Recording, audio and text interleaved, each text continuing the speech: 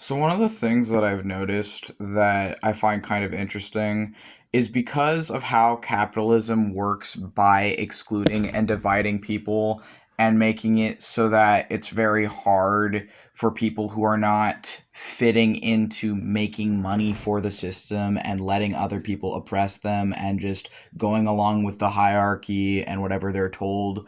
Because it excludes all of us who do that, or not like not exclude as in oh we live outside of capitalism, but exclude as in it oppresses all of us.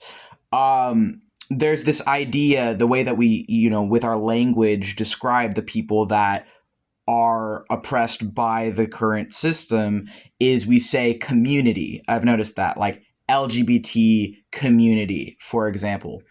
So, as someone in the LGBT community, or another example of this is how we say the disabled community, right? Um, so, as someone in, I guess, the disabled community, as I'm a disabled person, right?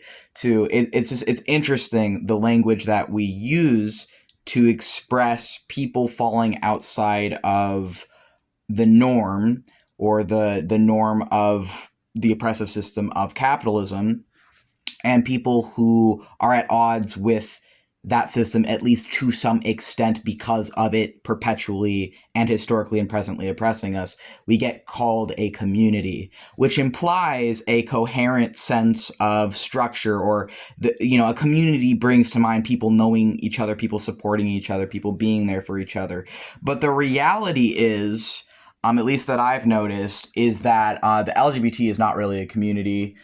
Disabled people are not really a community. Like, are there communities within these groups? Absolutely. Are some people, it's just enough to be a part of that group to be able to make friends and other things in that group? Absolutely. Not for me. Not for me. I would say that there are so many other people in the same groups as me. There are so many other transgender people who I do not agree with or who I don't have anything in common with, who I would not want to be in community with, who I would not agree that I am in community with.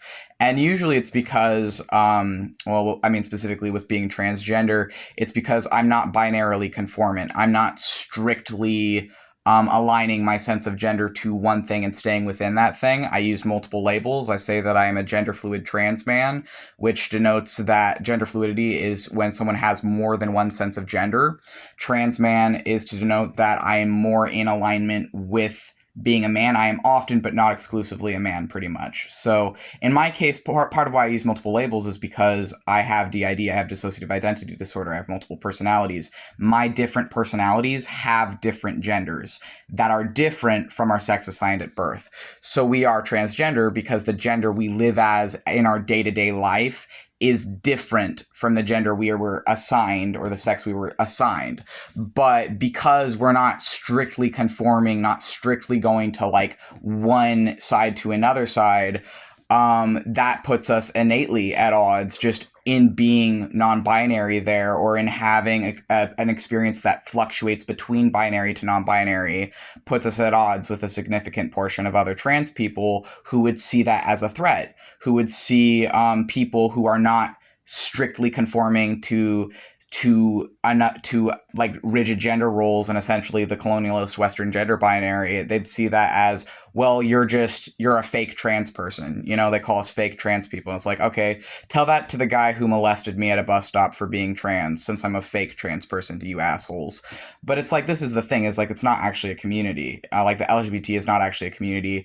Disabled people is not actually a community. It's just people who all have one thing in common, and that's it. And that one thing they all have in common does exclude them from our society, or from like normal society, essentially, right? But it's like, just because we're all excluded or oppressed in similar ways does not actually mean that we're friends, does not actually mean that we get along, does not actually make us a community.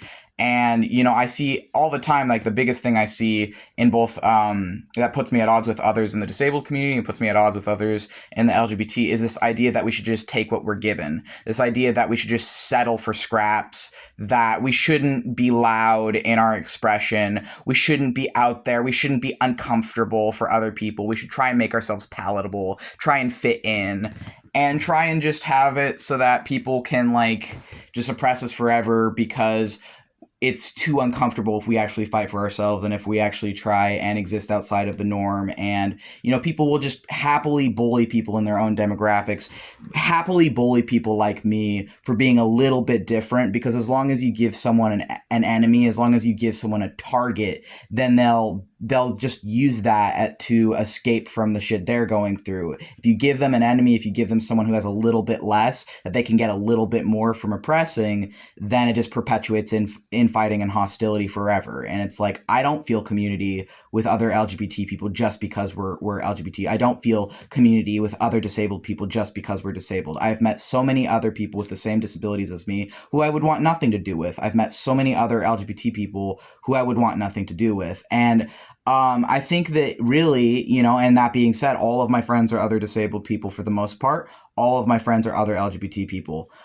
So I'm not saying this as someone who's like avoiding people in my own demographics. It's the opposite. I'm pretty much exclusively around people in the same demographics, at least offline. I mean, so it's like it isn't coming from that. It's coming from the frustration of seeing the infighting, seeing people just buying into the totalitarianism of this genocidal empire that we live in and just blindly following along with it. And as someone who's not willing to do that and doesn't really care at this point anymore, if that by not being willing to fall in line means I will be faced with bullying, harassment, and including from other people in the same demographics for the rest of my life simply for existing differently, I don't feel like I should have to compromise my existence to make other people comfortable.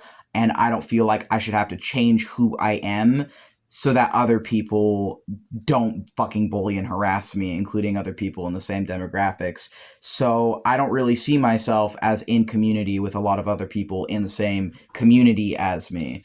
So that's kind of how I feel about this right now. And it's like, it's just interesting to me that simply for having one thing in common, we're called a community, right? But are you really a community? I don't really think so.